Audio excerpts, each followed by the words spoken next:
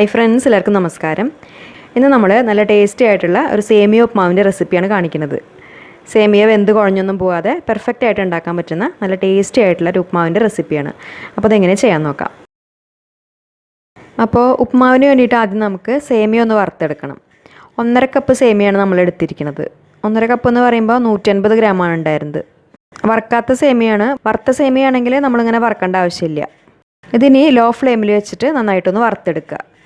നമ്മളിപ്പോൾ ഇത് ഇങ്ങനെ തന്നെ വറുത്തെടുക്കുകയാണ്. നിങ്ങൾക്ക് വേണമെങ്കിൽ ഇതിൽ കുറച്ച് നെയ്യോ എണ്ണയോ ചേർത്തിട്ട് അങ്ങനെ വറുത്തെടുത്താലും മതി. സേമിയയുടെ കളറൊന്നും മാറേണ്ട ആവശ്യമില്ല. ഒരു 4-5 മിനിറ്റൊക്കെ നമ്മളിങ്ങനെ വറുക്കുമ്പോൾ സേമിയ നന്നായി ചൂടായി നല്ലൊരു സ്മെല്ല് വരാൻ തുടങ്ങും. അതുവരെ മാത്രം ഒന്ന് വറുത്തെടുത്താൽ മതി. ഇപ്പോൾ ഇതായിട്ടുണ്ട്. ഇത്രയും മതിയാവും.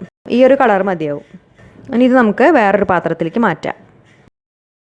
ഇനി ഉപ്മാവ് ഉണ്ടാക്കാൻ വേണ്ടിയിട്ട് ഒരു പാൻ അടുപ്പത്ത് വെച്ചിട്ട് അത് നന്നായിട്ട് ചൂടായി വരുന്ന സമയത്ത് അതിലേക്ക് ഒരു 1.5 ടേബിൾ സ്പൂൺ വെളിച്ചെണ്ണ ഒഴിച്ചു കൊടുക്കാം. വെളിച്ചെണ്ണയ്ക്ക് പകരം നെയ്യ് എടുത്താലും മതി. അല്ലെങ്കിൽ വെളിച്ചെണ്ണയും നെയ്യും മിക്സ് ചെയ്തിട്ട് അങ്ങനെ വേണമെങ്കിലും എടുക്കാം. എണ്ണ നന്നായിട്ട് ചൂടായി കഴിഞ്ഞാൽ ആദ്യം ഒരു 1/2 ടീസ്പൂൺ കടുക് ഇട്ട് കൊടുത്തിട്ട് അതൊന്ന് പൊട്ടിച്ചെടുക്കാം. കടുകൊന്ന് പൊട്ടി വരുന്നതോട് കൂടിയിട്ട് 1 ടീസ്പൂൺ ഉഴുന്നുപരിപ്പും 1 ടീസ്പൂൺ കടലപ്പരിപ്പും ചേർക്കാം. അതൊന്ന് മൂത്ത് വരുന്നതോട് കൂടിയിട്ട് 1 ടേബിൾ സ്പൂൺ കാഷ്യൂനട്ട് ചേർക്കാം. കാഷ്യൂനട്ട് ഓപ്ഷനിലാണ്, കയ്യിലുണ്ടെങ്കിൽ മാത്രം ചേർത്താൽ മതി. പിന്നെ ഒരു 2 വറ്റൽമുളക് അതുപോലെ ഒന്ന് കഷ്ണങ്ങളാക്കിയിട്ട് ചേർത്ത് കൊടുക്കാം. അതിനുശേഷം 1 ടീസ്പൂൺ ഇഞ്ചി ചേർത്ത് കൊടുക്കാം. ഫൈനായിട്ട് അരിഞ്ഞിട്ട് ചേർക്കുക. പിന്നെ ഇതിലേക്ക് ഒരു ചെറിയ സവാള അതുപോലെ ഫൈനായിട്ട് അരിഞ്ഞിട്ട് ചേർത്ത് കൊടുക്കുക. അതിൻ്റെ കൂടെ തന്നെ കുറച്ച് കറിവേപ്പിലയും ചേർത്തിട്ട് ആ സവാള നന്നായിട്ടൊന്ന് വഴറ്റിയെടുക്കുക. സവാള ഒന്ന് ട്രാൻസ്പെറൻ്റ് ആയി വന്നാൽ മതി. അതുവരെ മാത്രം ഒന്ന് ഇളക്കി കൊടുക്കുക.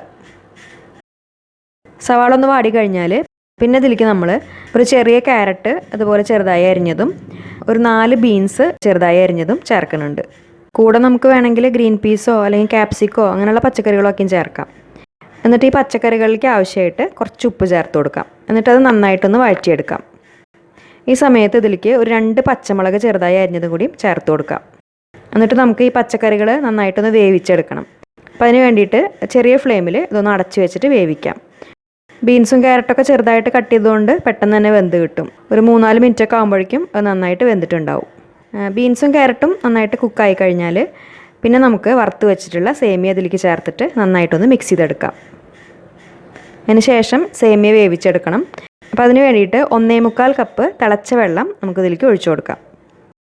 1.5 കപ്പ് സേമിയയ്ക്ക് നമ്മൾ 1.25 കപ്പ് വെള്ളമാണ് എടുത്തിരിക്കുന്നത്. അതായത് സേമിയയുടെ അളവിനേക്കാളും ഒരു 1/4 കപ്പ് വെള്ളം കൂടുതലായിട്ട് ചേർത്തിട്ടുണ്ട്. ചിലപ്പോൾ നമ്മൾ എടുക്കുന്ന സേമിയയ്ക്ക് അനുസരിച്ച് വെള്ളത്തിൻ്റെ അളവിൽ വ്യത്യാസം ഉണ്ടാവാം. അപ്പോൾ നമ്മൾ ആദ്യം സേമിയ എത്രയാണ് എടുത്തിരിക്കുന്നത് അതേ അളവിൽ വെള്ളം ചേർത്ത് കൊടുക്കുക. എന്നിട്ട് പിന്നെ ആവശ്യത്തിനനുസരിച്ച് കുറേശ്ശെ ചേർത്ത് കൊടുത്തിട്ട് അങ്ങനെ വേവിച്ചെടുത്താലും മതി. ഇവിടെ ഇപ്പോൾ 1.5 കപ്പ് സേമിയയ്ക്ക് 1.25 കപ്പ് വെള്ളം കറക്റ്റ് അളവായിരുന്നു. ഇനി ഈ സേമിയയ്ക്ക് ആവശ്യമുള്ള ഉപ്പും കൂടി ചേർത്ത് കൊടുത്തിട്ട് നന്നായിട്ടൊന്ന് മിക്സ് ചെയ്തെടുക്കാം.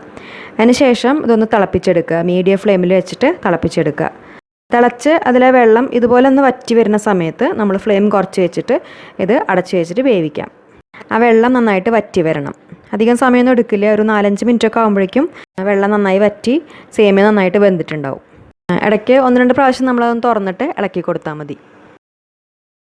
ഇപ്പോൾ അതിലെ വെള്ളമൊക്കെ വറ്റി സേമിയ നന്നായിട്ട് വെന്തിട്ടുണ്ട്. ഇപ്പോൾ നോക്കുമ്പോൾ നമുക്കത് കുറച്ചൊന്ന് കുഴഞ്ഞ മാതിരി തോന്നും. പക്ഷെ അത് കുഴപ്പമില്ല. ഇരിക്കുന്നിടത്തോളം അതിലെ വെള്ളമൊക്കെ വലിഞ്ഞ് സേമിയ നന്നായിട്ട് ഉലർന്നു വരും. ഈ സമയത്തിന് ഇതിലേക്ക് ഒരു 1/2 കപ്പ് നാളികേരം ചേർത്ത് കൊടുക്കാം. നാളികേരം ഓപ്ഷണലാണ്, ഇഷ്ടമുണ്ടെങ്കിൽ മാത്രം ചേർത്താൽ മതി. അതിനുശേഷം അവസാനം ഇതിലേക്ക് ഒരു 1/4 ടീസ്പൂൺ പഞ്ചസാര ചേർത്ത് കൊടുക്കാം. ഉപ്പുമാവിലൊക്കെ നമ്മളെപ്പോഴും അവസാനം ഇതുപോലെ ഒരു 1/4 ടീസ്പൂൺ പഞ്ചസാര ചേർക്കുകയാണെങ്കിൽ നല്ലൊരു ടേസ്റ്റാണ് ഉപ്പുമാവിന്. പിന്നെ 1 ടീസ്പൂൺ പച്ച വെളിച്ചെണ്ണയും ചേർക്കാം. വെളിച്ചെണ്ണ ചേർക്കുമ്പോഴും അത് ഉപ്പുമാവിന് നല്ലൊരു ഫ്ലേവറാണ്. എന്നിട്ടത് നന്നായിട്ടൊന്ന് അങ്ങോട്ട് മിക്സ് ചെയ്തെടുക്കാം. അപ്പോൾ അതുപോലെ നമ്മൾ കയ്യിൽ വെച്ചിട്ട് ഇളക്കുന്നതിനേക്കാളും കൂടുതൽ നല്ലത് നമ്മുടെ കയ്യിൽ ഫോർക്ക് ഉണ്ടെങ്കിൽ ഫോർക്ക് വെച്ചിട്ട് ഇതുപോലെ ഒന്ന് ഇളക്കിയെടുത്താൽ മതി.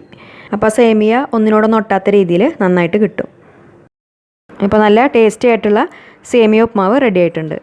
ചെറിയൊരു ചൂടോട് കൂടിയിട്ട് പപ്പടത്തിൻ്റെയോ പഴത്തിൻ്റെയൊക്കെ കൂടെ കഴിക്കാം.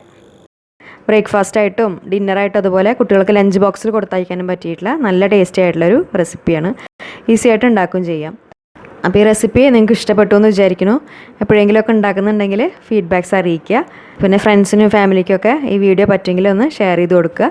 അതുപോലെ നമ്മുടെ ചാനൽ ഇതുവരെ സബ്സ്ക്രൈബ് ചെയ്യാത്തവർ മറക്കാതെ ഒന്ന് സബ്സ്ക്രൈബ് ചെയ്ത് സപ്പോർട്ട് ചെയ്യുക. നല്ലൊരു റെസിപ്പി വീഡിയോ ആയിട്ട് വീണ്ടും കാണാം. താങ്ക്